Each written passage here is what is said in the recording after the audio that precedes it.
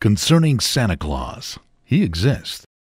The story of Santa Claus originated in the Black Forest of eastern Germany, as townspeople reported a monk from a local monastery visiting their homes in nearby villages at the same time of night and with a sweet tooth for cookies, yet the monk never physically left the monastery.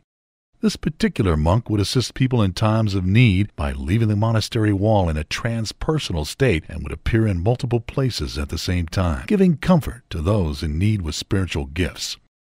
The contemporary story of Santa Claus comes from the work of this monk, who never left the monastery, appeared in townspeople's homes as reported to authorities on numerous occasions. Today's story of Santa Claus tries to make sense out of reports, which includes the means for his travel drawn by a team of swift-running flying reindeer in order to reach so many homes in one evening.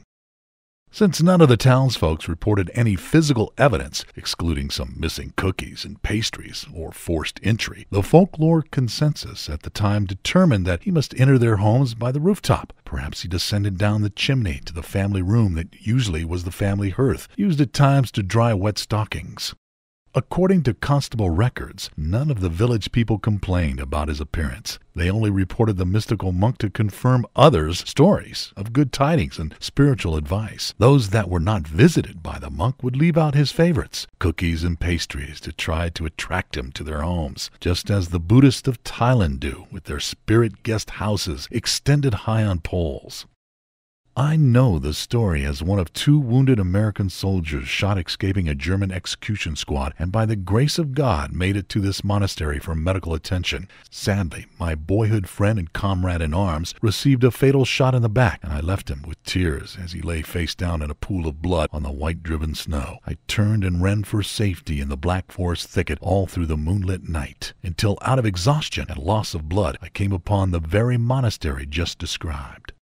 2 monks were sweeping the snow off the entrance, helped me inside, where I received medical attention for months. They gave me refuge, hidden from German soldiers, disguised as a fellow brother of the same monastic faith.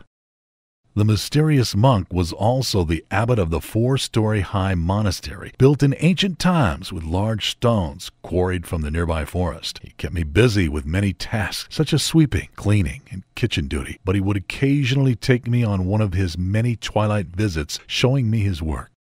A long time passed, and I seemed to be well healed and kept asking the abbot if I could leave to rejoin my battalion. He would never give me a direct answer, or divert it as if he did not hear me when I asked permission to leave.